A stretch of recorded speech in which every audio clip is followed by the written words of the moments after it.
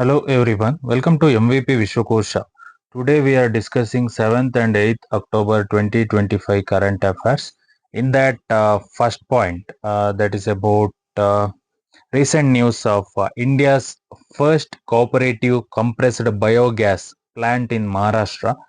Okay, so in that Union Home Minister of Cooperation, Amit Shah inaugurated India's first cooperative multi-feed compressed biogas plant at Koparagan in Ahilya district of Maharashtra.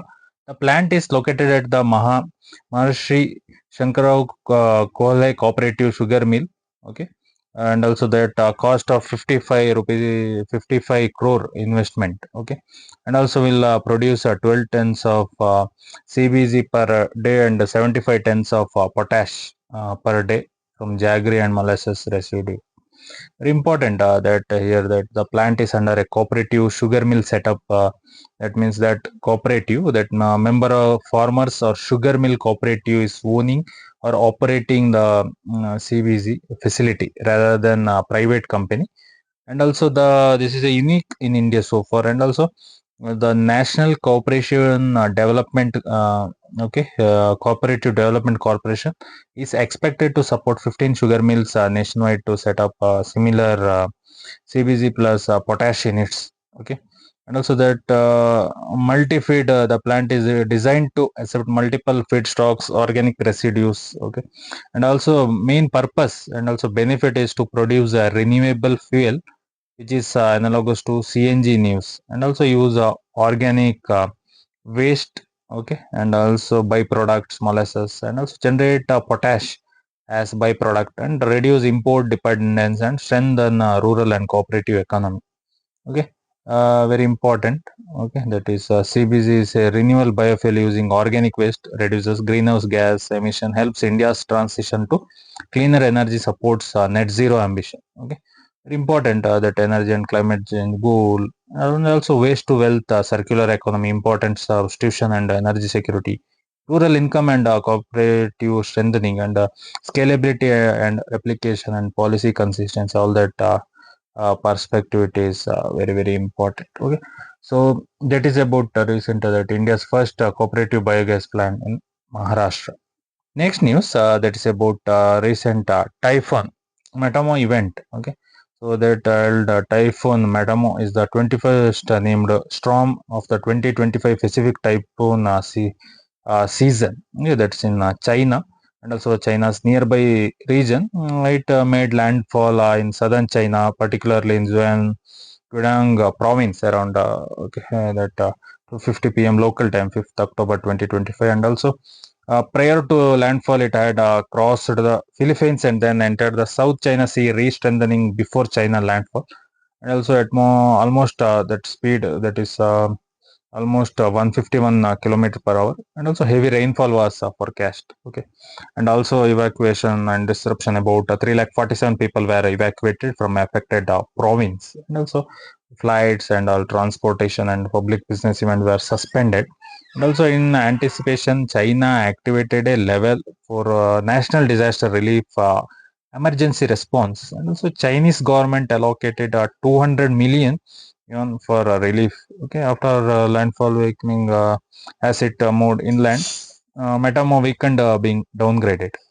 Okay, very important that is an indicator of increasing extreme weather frequency and strength, and also disaster preparedness and governance test, and also socio-economic and infrastructure impact, transboundary and regional impact, policy and climate adaptation, illustration, all that perspective and disaster management, all that perspective is very important. Okay, uh, so that is about recent China's typhoon Matamo. Okay, next news, that is about 2025 Nobel Prize in Medicine Physiology. Okay, so in that 2025 Nobel Prize in Physiology or Medicine was awarded to Mary E. Brocon, Fred Ramsell, and Shimon Sakaguchi. Okay, the three members they received the prize for their discoveries about peripheral immune tolerance. That is, especially how the immune system regulates itself so that it does not attack the body's own tissue. Okay, and also their work centers on regulatory T cells, and in particularly the role of the FOXP3 gene in controlling these cells development and function. Okay, that Sakaguchi first discovered regulatory T cells in 1995 and their role in suppressing self-reactive immune cells. Also, Brocco and Ramsadel later found that mutation of FOXP3 led to failure of these regulatory T cells and can cause severe autoimmune disease. Okay, and also the prize include a monetary award and the gold medal. The announcement was made by the Nobel Assembly at the Karolinska Institute of Stockholm. The discoveries have important implication in autoimmune disease, transplant medicine, and cancer immunotherapy. Very important that peripheral immune tolerance refers to the mechanism by which mature immune cells in the body are prevented from reacting against one's own tissue. And also, regulatory T cells are a subset of T lymphocytes that suppresses or regulates immune response, acting like brakes on the immune system. Very important that fundamental advance in immunology, implications for disease and therapies, and also that autoimmune disease, transplantation, cancer immunotherapy, gene therapy, precision medicines, also translational and clinical potential, science and innovation ecosystem, and some of the challenges will be there, right? All that perspective, it is very, very important. Okay, that is 2025 Nobel Prize in Physiology or Medicine. Okay, next news that is about recent landslides. Okay, that is floods in Darjeeling, that is West Bengal. Okay, so in early October, that is 2025, persistent heavy rainfall in Darjeeling Hills region triggered multiple landslides and floods, causing significant loss of life, property, and connectivity in West Bengal. So that at least 18 to 24 people have died across the affected areas such as Darjeeling, Mirik, Kalipong, Jalpaiguri, etc. in that area. And also homes destroyed and particularly damaged, and also key bridges collapsed, and also many roads blocked by landslide debris, and tourists are stranded, especially since the landslides came during holiday travel season. Very important. State government set up control rooms, and also NDRF mobilized disaster response agencies, and also Chief Minister of West Bengal labeled the floods landslides as part of man-made disaster due to human factors. And also landslides, movement of landslide means that movement of rocks, soils, or debris down a slope due to gravity, often triggered by rainfall or slope weakening. Okay, that is very important in geography perspective. Landslide, and also trigger versus that is predisposing factors, and also disaster risk and vulnerability. All that perspective, it is very important. And also that why it is important that climate change and external rainfall, right? And also geological and topographical vulnerability and human anthropogenic factors are there. Also socio-economic and infrastructural impact, governance and disaster management test, all that perspective, it is very important. And some of the challenges that early warning and hazardous mapping shortfall, so lack of slope stability and poor drainage system, weaken enforcement of land use, and also community awareness and preparedness and sustainable infrastructure design, some of the challenges. Okay, all that is very, very important in geography perspective. Okay, so that is about West Bengal landslide and Darjeeling. Okay, next news that is about Prime Minister Narendra Modi honored that is freedom fighter Tiruppurkumaran and Subramaniyasiva on their birth anniversary. So that Prime Minister Narendra Modi paid tribute to Tiruppurkumaran and Subramanyasiva on their birth anniversary. Okay, so here that is his tribute that Kumaran attained martyrdom while holding India's national flag at the age of 27, a symbol of courage and sacrifice. Subramanian Shiva, through his fearless writings and fairy speeches, inspired patriotism, cultural pride, and awakened nationalist feeling among youth. And also, these tributes are part of the effort to keep alive the memory of lesser known freedom fighters and integrate their contribution into a national narrative. Okay, very important. That is Tirupur Kumaran and Subramanian Shiva, both born on 4th October. Okay, that Tirupur Kumaran born 4th October 1904, Subramanian Shiva born 4th October 1884. Okay, for Subramanian Shiva, one of interesting detail while serving in jail term, he got affiliated by leprosy, and the British authorities then forbade him from traveling by train, and so he had to travel on foot. And also Tamil Nadu government commemorate the birth anniversary of Subramanian Shiva annually. Okay, also these are the core facts, very important for exam perspective. and also inclusive historiography, and also symbolic politics of memory and cultural linguistic dimension, state center cooperation in memory, all that perspective, and very very important. Okay, that is about recent Tiruppurkumaran and Subramaniyasiva birth anniversary. Next news, that is about recent floods, landslide in Nepal, okay, and rising waters in Kosi rivers. So here, heavy rain in Nepal, okay, since early October 2025 have triggered landslides and flash floods, killing at least 47 people and leaving other missing. The worst affected is district Ilam in eastern Nepal, with about 35 deaths from landslides. And also many roads have been blocked, bridges washed away, okay, hampering rescue effort. And domestic flights are mostly suspended. International flights are less affected. Kathmandu, the capital, experienced flooding along rivers, with some parts uh, isolated by road collapse. And also Kosi River is flowing above danger levels. All 56 gates of Kosi barrage have been opened to release water. Okay, Kosi River is very, very important. Okay, also vehicular traffic on the barrage bridge has been banned in view of rising water levels. And also Udaipur district, about 1,500 families displaced by flood in Kosi River's overflow have begun. So local have moved of suffer zone earlier. Very important that flash flood, landslides, barrage and gates, and catchment of river swelling and vulnerability in Himalaya and hill regions. Okay, also very important that extreme monsoon behavior and climate change and transboundary river dynamics and downstream impact, disaster risk in mountainous Himalayan, all that, and also governance and institutional readiness, socio-economic and human impact, all that perspective is very very important. Okay, so that is about Nepal flood, rain, and about Kosi River. Next news, that is about recent news, that is Migla Pass project by Project Himang. Okay, that is a border road organization, BRO. Okay, so here that border road organization under Project Himang has constructed a motorable road across Migla Pass in eastern Ladakh. Okay, that is at an altitude of 19,400 feet.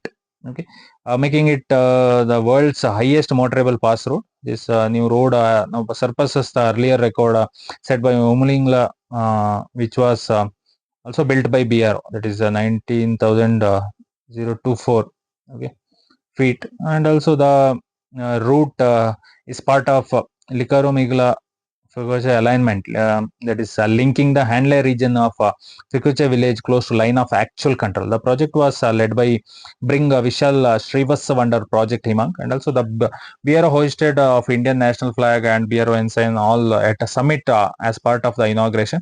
The road is strategically important as it forms the third vital axis from Hanley to Fukuoka, enhancing road connectivity in border areas. Very important, right, in border areas, road connectivity. And approximately budget for the project is 520 crore. And also while that road is motorable, the black topping paving to the route is still in progress in parts. And also it is Project Himang is the BRO's unit working in Ladakh, especially eastern Ladakh, focused on building and maintaining border roads in extremely challenging terrain and altitude. And also BRO's mandate include building roads, bridges, airstrips in border, frontier, remote areas where private sectors is often not viable. And these are the that is very important for exam perspective. Also strategically military is importance, and enhancing border infrastructure and redundancy and engineering and technology feat, and local regional development connectivity, symbolic software, and national prestige, all that perspective, it is very very important. Okay, so that is about recent that Minglinga Pass road. Okay, that is 19,400 feet height project by BRO. Okay, next news, that is about NatPolarX 10 ICG's 10th edition exercise. Okay, the Indian Coast Guard ICG recently conducted 10th edition of national level, that is pollution response exercise, NatPolarX X. Okay, 10th edition of the Coast Chennai of Tamil Nadu. The exercise was held in conjunction with the 27th National Oil Spill Disaster Contingency Plan Meeting Preparedness Review.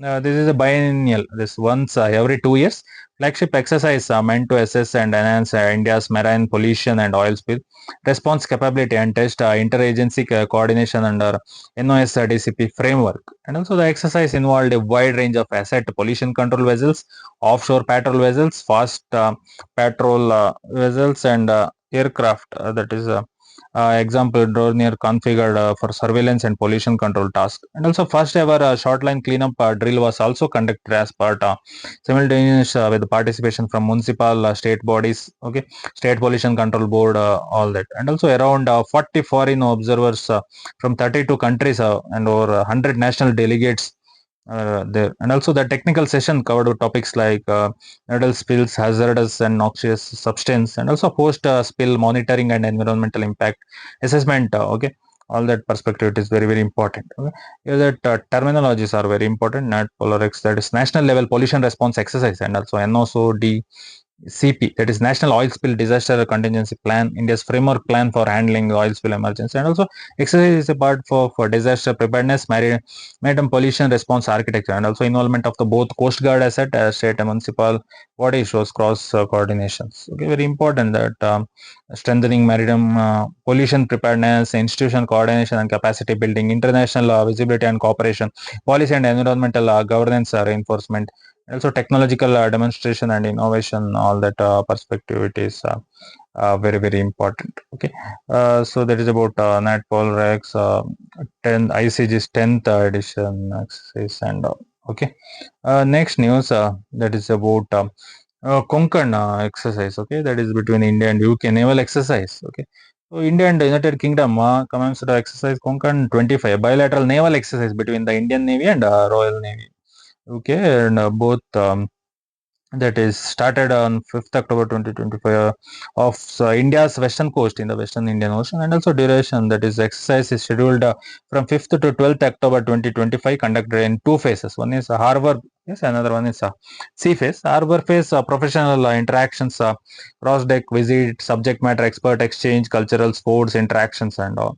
Also in sea phase, operational drills, anti-air, anti-surface, anti-submarine warfare, flying operations, seamanship evaluation. Okay, all that first time with the carriers. That this edition marks the first ever time both navies are deploying their carrier strike groups in Konkan. And also the UK's siege is led by HM's Prince of Wales, and India is represented by its indigenous carrier INS Vikrant. Okay, both that surface warship, submarine aircraft, and other naval asset from both sites will take part. And also the UK Carrier Strike Group is one global deployment operation, Hengsmart, and linked up with India's CSG for the this exercise. And also after this exercise, the UK fleet will visit Indian ports, that is Mumbai, Goa, and following the drill to strengthen defense and trade ties. And also strategically messaging that exercise is aligned with the India-UK Vision 2035. It is comprehensive strategic partnership, very important. Okay, all these exercise will that strengthen India UK defense cooperation, maritime Indo-Pacific strategic signaling and operational readiness and interoperability and support for regional security. Okay, and also sought for diplomatic trade reinforcement. All that perspective, it is very very important. Okay, so that is about India UK naval exercise Konkan. Okay, that is 2025. Next, last news, that is about recent, that is announcement of Bihar election date. Okay, the Election Commission of India has announced the Bihar Legislative Assembly election 2025 will be held in two phases. That is 6th November 2025 and 11th November 2025. And counting of votes will take place on 14th November 2025. All 243 seats, assembly seats in Bihar will go for polls with an announcement of the poll schedule. The model, that is code of conduct, has come into effect in Bihar. And the Election Commission of India also introduced a certain logistic and voter facilitation measures. I already informed that about voter information slip will be issued in to voters containing polling station, date, time, etc. with a QR code. And also the Election Commission of India has announced that no polling station will have more than 1,200 electrodes to prevent overcrowding. Also, term of current Bihar Assembly ends in 22nd November 2025. So the polls are scheduled before that only. So the Election Commission also asserted that Bihar's electoral rolls have been verified through a special intensive revision adding many new voters and removing duplicates invalid entries. Okay, all that perspective very important, that election commission credibility and electoral administration, voter facilitation and inclusion, political alliance implication and model for electoral reforms, all that perspective, it is very important. Okay, so that is about Bihar election. Okay, that 2025 Bihar election date announcement and all. Okay, so that is about 7th and 8th October 2025 current affairs. Thank you. Support me for further videos so that I can analyze all the topics required for UPSC and all competitive exam. Thank you.